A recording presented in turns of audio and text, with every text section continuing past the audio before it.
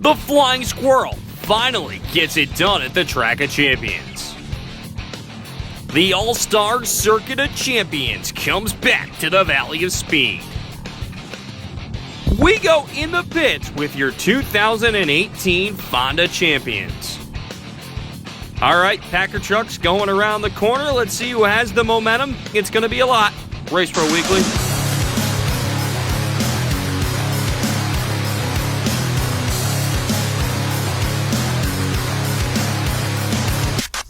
Hello and welcome to this week's edition of Race Pro Weekly. I'm your host, Mike Warren. This past Saturday night, the final night of points at the Track of Champions, where Bobby Varon and Josh Hohenforst were separated by not much at all. Let's head there now to see who would be your 2018 champ in our opening highlight, brought to you by Landho Maintenance. We'll start you off with some limited sportsman action as Bill Port going to take a ride and go up and over a number of times and land on four wheels. A tough break for the driver of the 312 to the modified feature event. Now Darwin Green going to take the early lead in this feature event. That would set up both Josh Hohenforst and Bobby Varon along with Jeremy Wilder fighting for the championship. Speaking of Hohenforst, he would get shot up to the outside and hit the outside retaining wall up into turn number 2, trying to battle his way toward the front of the field. And as that happens, Darwin Green holding on, but Rocky Warner would move into the number 1 spot just a couple of laps into this event. Tim Fuller not wasting any time. He'd look to work his way up through the field as he'd work his way through turn number 3 and 4, trying to fight through. Bobby Varon up on the outside lane ahead of Stuart Friesen. They're trying to fight past the 73 of Cody Blue down the back straightaway as the 76 would get by him. They come off the corner. Hohenforst going to work past Scott Huber for position. He needs to pick up everything he can get as they continue to work down the back straightaway. As that happens, Tim Fuller sneaks by Darwin Green as here comes Stewie and Varon right behind him. Going up into turn number 1 and 2. Stewie going to take a shot at Varon, this time up off the corner, but Varon just too strong in that 76 machine. He get by Darwin Green through turn number 3 and then shoot way up to the outside, up off the corner, Friesen keeping it on the bottom. As that happens, here's the 19 of Fuller going to duck underneath the 24 machine of Jeremy Wilder for second as he would look to set his sights on Rocky Warner. Eventually, Stewie going to try to make the move up off at turn number 2 to get by the 76 of Varon as the field continues to work its way down the front straightaway. Friesen would get by Wilder as well, and now the battle for the lead as Fuller works on the inside side by side with Rocky Warner up off at turn number 4. The Flying Squirrel holding on to the lead as here's Fuller as Warner uses Hackle as a pick and lap traffic perfectly to hold on to that number 1 spot. Fuller gets caught behind even more lap traffic as the 1J machine stays out in the front of the field and this one diving away. Fuller going to get a couple of last shots at him up at turn number 4, but it would be the Flying Squirrel grabbing his first career win at the Track of Champions. Fuller would finish in second, Stuart Friesen would come home third, Jeremy Wilder fourth, and Bobby Varon would round out the top 5 as your 2018 modified champion. Sportsman division would go to Charlie Tibbetts, Josh Kudrad picking up the win in the Pro Stocks, Limited Sportsman to Michael Wagner Fitzgerald, and Michael Arnold picking up the win in the Street Stocks.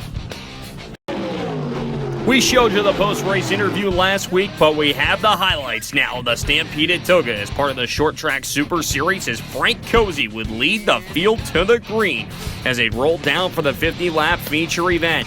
Cars looking to be on the move in the early portion of this one was the 2 RJ of Ronnie Johnson and the 115 of Kenny Tremont, both toward the front of the field in the early going, and RJ going to get hooked up on the outside lane, looking to get by Anthony Perego for the number 2 spot here in the early going.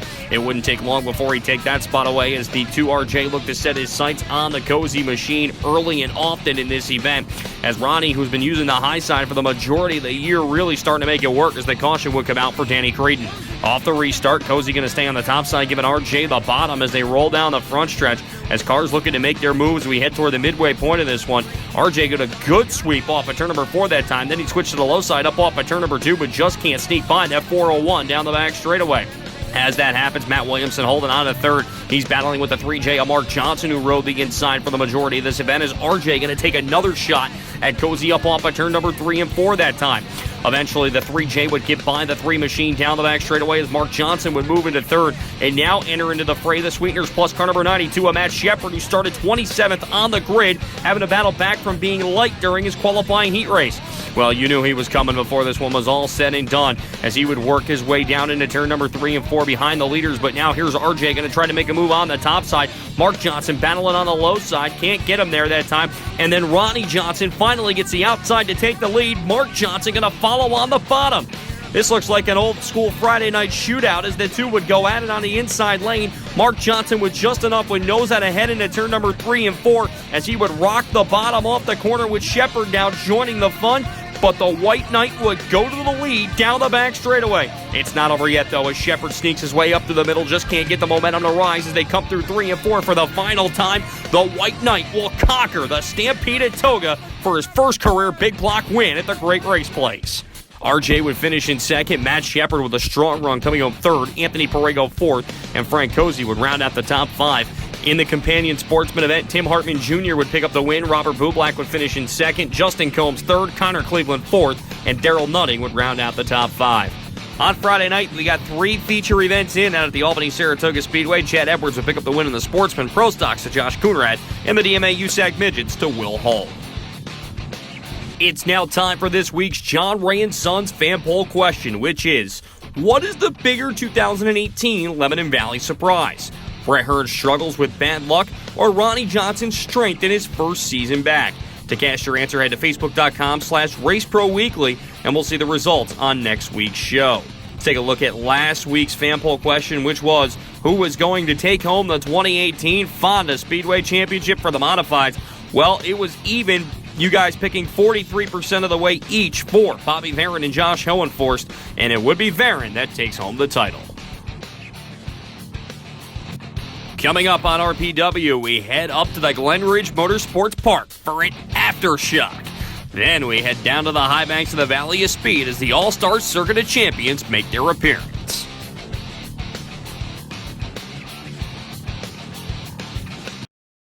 You know, Mother Nature makes the best products, and Ghent Wood Products in Columbia County has figured out the secret. We use locally harvested trees, milled and kiln-dried right on site in Ghent. We stock rough-cut lumber, green or kiln-dried. If you prefer finished products, we offer that too, including shiplap, flooring, paneling, exterior siding, and tabletops. Come check out the reclaimed mushroom wood and barnwood siding. We combine the mill experience with a retail store, so you can go straight to the mill and handpick the wood you want. Hi, I'm Eric Pope, General Manager of John Ray & Sons. We're proud to be offering Bryant heating and air conditioning systems. Just like us, Bryant has been delivering home comfort solutions for more than a century. Call today for a free consultation and save up to $875 with Bryant bonus rebates. I'm Michael Laporte, Service Manager. From sales to service, our goal is to keep you comfortable, whatever it takes. Ductless AC is a perfect solution for homes without ductwork, new additions, or anywhere you need cool relief. Call or visit johnray.com today. There's only one place in the Capital Region for you to get the full racing action. Stop down at the Bobco video booth at the track or call 518-399-0937. Bobco Racing Video, the next best thing to being there. Welcome back to Race Pro Weekly as we head up to the Ridge for an aftershock at the Speedway for the Modifieds. Richie Price and Stuart Friesen going to lead the field to the green up into turn number 1 and 2 as the field fights down the back straightaway. A number of drivers jockeying for position in the early going. Craig Hansen trying to make his way up through the field as a wreck would come in turn number 1 and 2. Sean Pangman involved, a number of cars there as well as it turned into a parking lot. Mahaney up there as well. Off the restart, Rocky Warner trying to work his way in the inside lane. He picked up a 358 modified win earlier in the year up at the Ridge as they fight for position. Bobby Varon working his way up. He'll get past Tim Hartman Jr. Now up off of turn number 3 and 4 as they come down. As this happens, Stuart Friesen continuing to lead this feature event, and he's way out in front. Richie Price holding on a second as Varon now going to sneak by the 1J of Rocky Warner up through turn number 2. Trying to hold on to position. He continues to work his way up. Mike Rickey sitting there as Varon looking to close in on the other 76. Wouldn't be long before the Palmer Service Center entry would dive bomb underneath the bottom of Mike Rickey as Cody Blue would have trouble on the 73. Off the restart, Stuart Friesen going to go back out to the front on the inside lane as cars get together down the back straightaway as a number of drivers involved. Richie Price, one of them as well, as Friesen would take over once again as Bobby Varon would dive underneath, looking for the position here in the closing stages, trying to get around for second. He would and set his sights on the 44. With just a few laps to go, your lead duo works its way off the corner as Friesen trying to hold on, but this is where trouble would ensue. Friesen keeping it down in the bottom, makes contact with Richie Price. Bobby Varon trying to go around it, and they all three make contact, sending the 44 around. Stewie not happy with the incident, but nevertheless, the 76 of Varon would be your race leader off the restart. Barron works his way up into turn number 1 and 2 as Mike Rickey going to sneak by for the number 2 spot in the closing stages of this feature event. As they come off the corner, Rickey going to take one shot up on the top side, but Barron going to drive away. Just because it's an aftershock doesn't mean it's not Barron time, as Barron picks up the victory. Mike Rickey would finish in second. Danny Tyler would come home third. Tim Hartman Jr. with a strong fourth. And Craig Hansen would round out the top 5. In the Hoosier Daddy Sportsman event, Jeremy Pitts would grab the victory. Dave Martichelli would come home second. Corey Cormier would finish in third. Joe Orlando fourth. And Bill August fifth. Other winners on the night, Ryan Heath would pick up the win in the Limited Sportsman. Pro Stocks would go to Luke Horning. Chris Murphy picking up the win in the Street Stocks. Keith Tessero Sr. with the win in the Single Cams. Dual Cams going to go to PJ Blue. Danny Ballard with the win in the Senior Slingshots. And Garrett Poland with the win in the Junior Slingshots. The All-Star Circuit of Champions making his way into the high bank. Sammy Swindell going to get quick time in his lap as we go to the feature event. Paul McMahon going to take the early race lead as he wins the dry race down into turn number 1 and 2 in the early going of this one. Jack Hodgeshield going to take it up way on the top side. He get into the wall. Cole Conley going to come out of nowhere, and well, he didn't see him coming as they both go around a tough break for the veteran campaigner. Off the restart, McMahon would have the race lead, but Aaron Reitzel would be the one looking to chase him down, going into turn number 1 and 2 this time. Reitzel going to try to complete the electric slide job, and he missed a little bit as it sends them both up into the outside wall. A tough break for McMahon. Reitzel would have to get pushed back onto the racetrack as well, as that would hand the lead over to Gerard McIntyre. McIntyre would take the early lead off the restart with Sammy Swindell trying to close in on him. Brock Searfoss right behind him as well in that number 3 spot. But McIntyre looking for his first career win on the All-Star Circuit of Champions as they roll down the back straightaway. Swindell would start to get closer, but you see the puff of smoke coming from that number 35 machine as time would start to run out. And a good move right here by McIntyre to put a lap car between himself and Slammin' Sammy. Off the corner, though, caution would come out once again, and this would set up Slammin' Sammy with a great move to the inside with 4 laps to go, but Searfoss going to make a great move on him into the inside lane to take the number 2 spot away. So Brock Searfoss moving into the runner-up position as the caution comes out for Joe Cotta. This would set up another restart and negate that pass. Searfoss going to go back to the outside lane looking for the number 2 spot. Slammin' Sammy going to block him, and then through turn number 3 and 4, he has another shot on McIntyre coming down the front stretch. Swindell going to lose the position as Searfoss snookers him up on the outside lane as they go down the back straightaway up into turn number 1 and 2 on the final lap. He starts to reel McIntyre in off the corner, but the caution will come out for Reitzel, who runs out of gas. If fuel stop would be needed, would set up a green-white checkered finish. Searfoss going to try to make a move off of turn number 2 for the final time, but it would be all Gerard McIntyre picking up his first career win on the All-Star Circuit of Champions. Gerard, welcome to the victory lane at Lebanon Valley. How'd you get that win tonight? Yeah, it was a hard-fought win. It was, a lot of good cars behind me, and at the end of the day, I'm just glad we're standing here tonight. It was run out of fuel at the end. There's a lot of different ways that this could have ended up, and for me, this is the best possible way. So we're all happy. What was going through your mind with that red flag with 1 lap to go? I was mad. I had coming off the 4th turn when it come out. On the other hand, I don't know if I had enough fuel to get from the 4th turn to the flag stand here. We were running out for like 2 laps. It was going on and off down the straightaway, and I knew Brock was there, and I was trying to make the car as wide as I could. I was blocking them pretty hard, but I was out of fuel, and I wanted to win this race, and it didn't matter what it took. I knew I needed to be standing here tonight. What's it mean to get your first career victory?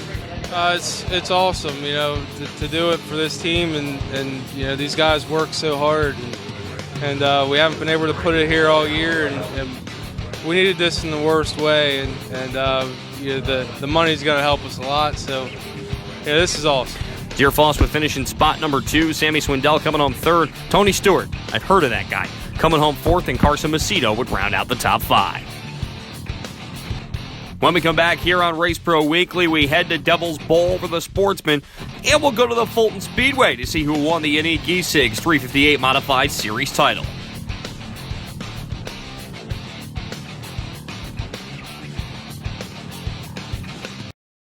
Spring is finally here, and the temperatures are rising, and the deals are hotter than ever. Hi, I'm Charlie Morris of Morris Ford in Burnt Hills. You have to come in for the hottest cars, trucks, and SUVs on the market today here at Morris Ford, all with leading technology and advanced safety. With thousands off and low payments, there's never been a better time to buy a new Ford. So come into Morris Ford and let us show you why we've been selling cars in the Capital District for over 46 years. Our Douglas yours will always be number one. Performance, quality, service. That's DMC Racing Products. Hundreds of name brand parts, competitive prices. That's DMC. DMC Racing Products. Race to win. Reputable. Reliable. Results. That's what you get when you call Rick and the professionals at RCT Roofing. Quality service at fair prices. RCT gets the job done. Just like Nick Stone and the RCT Pro Stock. RCT Roofing, we've got you covered. Welcome back to Race Pro Weekly for the LeDuc Memorial as Jeff Washburn, the rookie campaigner in the Sportsman Division, going to take the early race lead in this event. And you can bet Tim LeDuc would want to win this one. He works his way to the inside, already looking to crack the top 5 in the early going of this feature event as Joey Scarborough, who's coming off 2 wins in a row, works his way with the 115. Trouble on the front stretch as the number of cars get together and off the restart. Check out Justin Combs going to the outside lane. Goes from 6th to 3rd down the back straightaway in that number 51 machine. And as that's happened, methodically working his way up through the field is the 115 of Kenny Tremont. Great battle here as Tim LeDuc works his way in, flying Jimmy Ryan and Tanner Siemens up there as well in the top 5 battling for position as Justin Combs would take a shot trying to make a move on the outside lane of Washburn as the caution will come out for the Cupcake Express of Marty Kelly. Off the restart, it would be Washburn again as Combs shoots up the banking. That allows Tim LeDuc to power in on the inside lane as they fight for position as Tremont continuing to work his way up through the field just outside the top 5. As this happens, a great battle by 2 veteran campaigners out at Devil's Bowl as the 54 of LeDuc works it to the inside of the 60 machine of Jimmy Ryan. It wouldn't be long before LeDuc would look to make a move on the inside lane of Jeff Washburn up off of turn number 4. He would be your new leader as the Orwell Express going to the front, getting by the 18 machine. Caution will come out for the 54 of Scott Duell with a sweet-looking paint job as they come off through turn number 1 and 2. Then it will be Washburn going around, and they reset the field once again. This time off the restart, flying Jimmy Ryan going to try to live up to his name up on the outside lane, looking to take the race lead away as Tremont cracks the top 5 now, going to work underneath LeDuc for the number 2 spot. The field would work its way through as Joey Scarborough still trying to work his way up through the field in the closing stages of this as well as Tremont would sneak by. Meanwhile, here's Scarborough working with the 54 of LeDuc down the back straightaway to try to get by him as well as the caution will come out once again. As that happens, LeDuc goes around off the restart, collecting a number of cars, including John St. Germain Jr., Jason Bruno, and Tanner Siemens. Off the next restart, the 60 machine of Ryan going to try to hold off Kenny Tremont as they work their way into turn number 3 and 4, but with 2 to go, the Sand-like slingshot going to go to the front, and if you've been there at Devil's Bowl Speedway, you can write a book, close it up, it's over. Tremont wins the LeDuc Memorial. Scarborough would finish in the number 2 spot, picking up 3 straight great finishes for him. Jimmy Ryan will come home 3rd, James Fadden 4th, and VQ2 would round out the top 5. Other winners on the night, Limited Sportsman will go to Adam Piper. Super Stocks going to Kevin Elliott. The Snarf, Caleb Shepard picking up the win in the Mini Stocks. Mini Sprints would go to Sean McPhee, and Evan Roberts grabbing the win in the Bandit Youth Mini Stocks.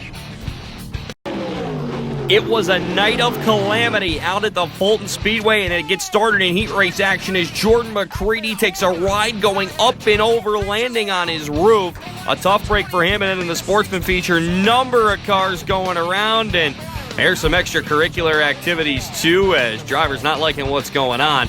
As it continued on the backstretch, you see Jessica Power getting into Scott Prentice down the back straightaway, and one car nowhere to go just piles into that 47 machine. When it was all said and done in Sportsman competition, it would be the 60 of Jackson Gill bringing home the win. To the unique E-Sigs 358 Modified Series now, race number 3, Billy Whitaker going to take the early race lead up into turn number 1 and 2 as the field looked to work its way through the corner. The Genoa Giant Pat Ward up at the front along with the 32 of Ronnie Davis III trying to make a move. Pat Ward going to go to the number 1 spot up off of turn number 2 as he sneaks by Whitaker going down the back straightaway with RD3 taking spot number 3 away. Larry White trying to make a move on the outside, but he gets caught up on the outside retaining wall with trouble on that 99L machine as he would slow going up into turn number 1.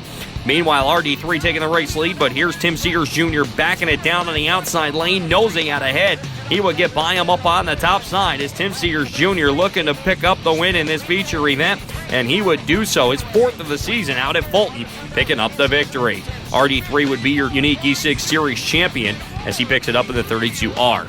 So Tim Sears Jr. picks up the win. RD3 would have to settle for second. Billy Decker would come home third. Pat Ward fourth. And Tom Sears Jr. would round out the top 5. Other winners on the night, as you saw, Jackson Gill grabbing the win in Sportsman 1. Sportsman 2 going to Brandon Ford. Sportsman 3 going to Chris Mackey. Late models to Kevin Cook. And Novice Sportsman going to Ryan Gustin. Taking a look at some action from the Fonda Speedway last week. We start off with a 358 modified feature as Bobby Varon in the 76 going to sneak by a cool retro paint job by Demetrius Strelos to pick up the victory. And the Palmer Service Center team going to donate their winnings to the Miles of Hope Breast Cancer Foundation. To the granddaddy for the sportsman, as it would be the 21C of Brian Calabrese, going to look to take the early lead with Adam McAuliffe riding on the outside. Down past the short shooting past the Cow Palace up through turn number 3 and 4 that time. McAuliffe would be your new race leader. Michael Sabia and Brian Borgs fighting for position along with Jeremy Pitts as they work down the back straightaway. As now McAuliffe going to get through slower traffic as that's the Flying Chipmunk Tanner Warner going through turn number 1 and 2 in his first sportsman action. Chad Edwards driving like a madman through turn number 3 and 4, and that number 37 trying to pick up the win. That is car owner Tommy Spencer is putting on for the sportsman division, as now Calabrese going to try to make a move back to the inside as they fight for position. Here's David Schilling working his way up past Cody Clark up off of turn number 2 to take a position away down the backstretch, as now Edwards going to pick off another one for third as he get by Brian Porce for position and now look to set his sights on the drivers in front of him. Trouble on that 1-800 got junk car number 20 machine is Schilling as that would set up a restart where cars going to work their way through. Here's Ray Zemkin trying to split the middle up off the corner. He get by Cody Clark and Joe Williams. Meanwhile, here's the 37 of Edwards up on the outside of the 21C of Brian Calabrese for the runner-up spot, and they continue to battle up through turn number 2 with the lunchbox taking it away. Edwards trying to make a move now, but as that happens, Joe Williams and Ricky Quick come together, collecting a number of cars, including Ray Zemkin up through turn number 1 and 2, Schilling just sneaking by it. And then off the restart, here comes the 234 of Adam McAuliffe trying to hold off the 37 of Edwards, as Edwards had the outside lane to his advantage, but then McAuliffe go back to the bottom in that Ed McAuliffe trucking car number 234 machine. Edwards back on the top. What a spirited battle for the race lead with the 234 nosing back in front. Here's David Schilling picking off cars one by one, trying to get his way back up through the rest of the field in that 1-800 got junk car number 20 machine. He would get by Clark once again, but as the leader comes off by turn number 4, the granddaddy gonna go to Adam McAuliffe. Second would be Chad Edwards. Brian Calabrese would come home in third. Nick Scavia fourth, and Brian Porce would round out the top 5. Back to the 358 modifieds, it will be Bobby Varon picking up the win. Demetrius Strelos coming home second. The Flying Squirrel, Rocky Warner third. Jeremy Wilder fourth, and Matt Janiak finishing in fifth. When we come back, we'll take a trip up north to see what happened up at the Airborne Park Speedway, and we'll go in the pits with the Fonda Speedway champions. Keep it locked right here on RPW.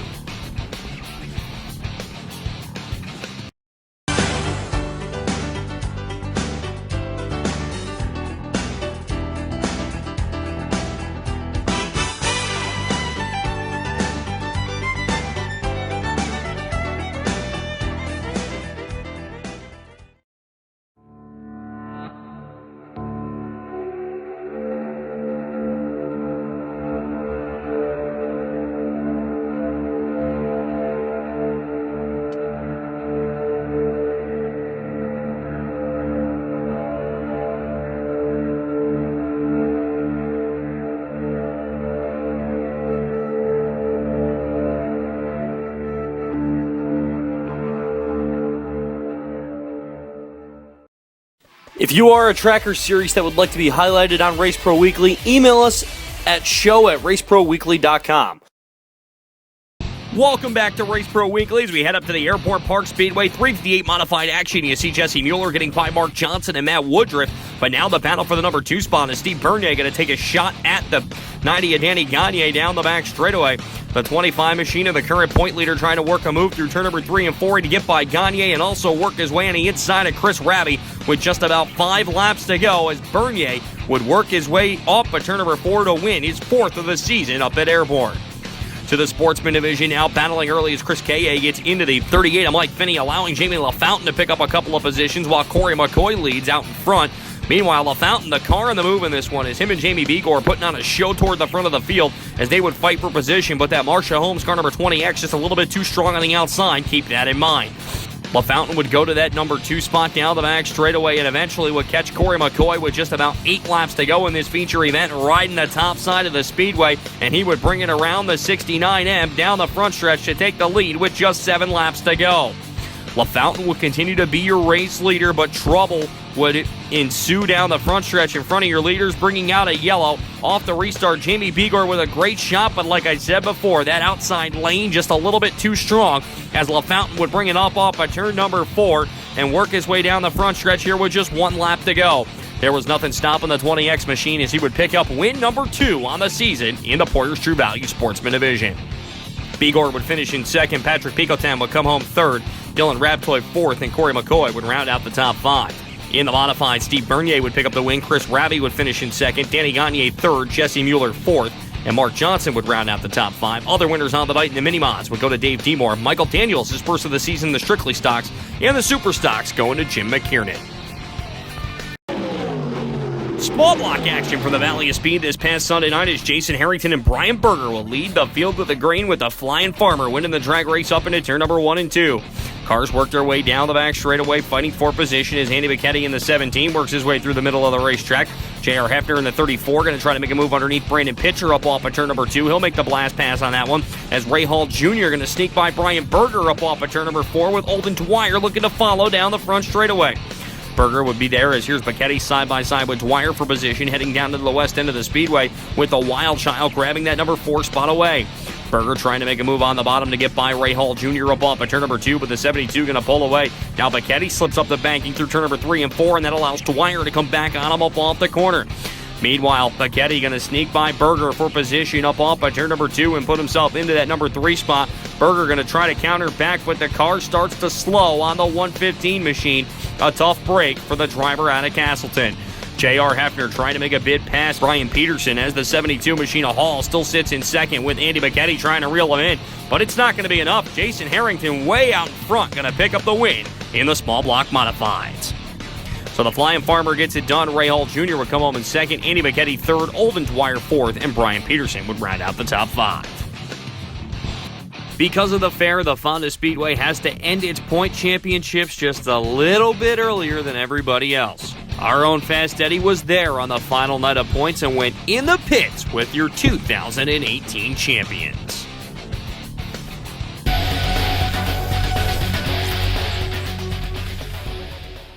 Bobby, 7th track championship here, first since 2010. What's it mean to get this title?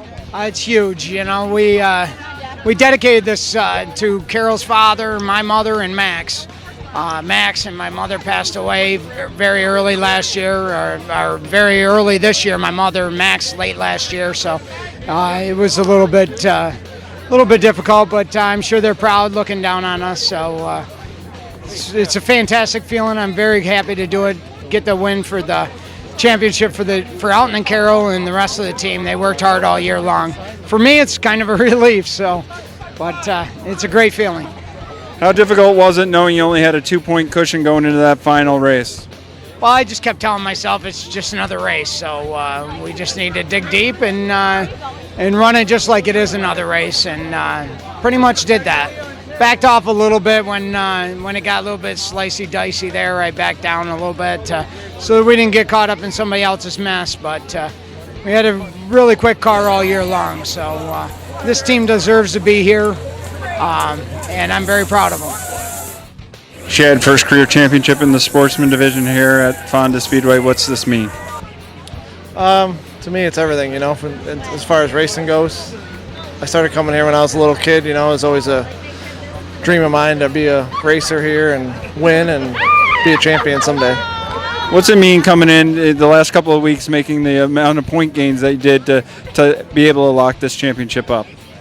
Yeah, if you look back on the year, it was terrible in the beginning. I think back in June we were about 80 points back, sitting like 7th in points, and we just found the right things and everything started going our way with the cars, and each week we just drove as best we could, and here we are.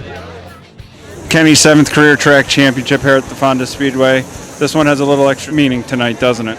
It really does. Mom passed away yesterday, so this never gets old, though, and we worked so hard for it. My crew worked so hard, especially after the wreck last week. I still enjoy it, and Mom loved coming to the races. She really did. Used to always pace back and forth behind the concession stand. We were in the infield, so, this championship's for her, and we'll miss her, but like I said, this never gets old, so we really enjoy it. I thank all the crew and everybody, and God, we got here again. It's hard to do, so I really appreciate all the hard work everybody does to help me get here. Derek, championship here in the limited sportsman division at Fonda Speedway. What's this mean to you? I mean, it means a lot. Our main goal this season to start off was just to try to finish the race, to keep the car in one piece, but then we started winning races, and we were able to pull off the track championship this year. Who do you got to thank? I got to thank my dad. I got to thank all my sponsors, Pearl Services, Coffee McCready Enterprises, CQC Auto Sales, H2O Solutions, DeCam Fabrications, West End Towing, and everyone that helps me. Johnny, second championship in a row here in the street stock division. What's it feel like to be a champion once again at Fonda Speedway? Oh, that's awesome. I mean, we had some really good battles with Robbie Van Artem and Cliffy Haslam, and I'm just so excited. My crew has just done a fantastic job all year long putting this thing back together. We wrecked this terribly, and they put it back together. I'm just so excited. I'm speechless, actually. It's now time for this week's NISCA Performer of the Week, and with his win at the Stampede at Toga, it goes to the White Knight, Mark Johnson. The 3J is now eligible for the Performer of the Year award given out at the end of the season. That's all for this week's show. For the latest news, results, and photos, check out Race Pro Weekly online at www.raceproweekly.com, and be sure to follow us on Facebook, Twitter, YouTube, and Instagram.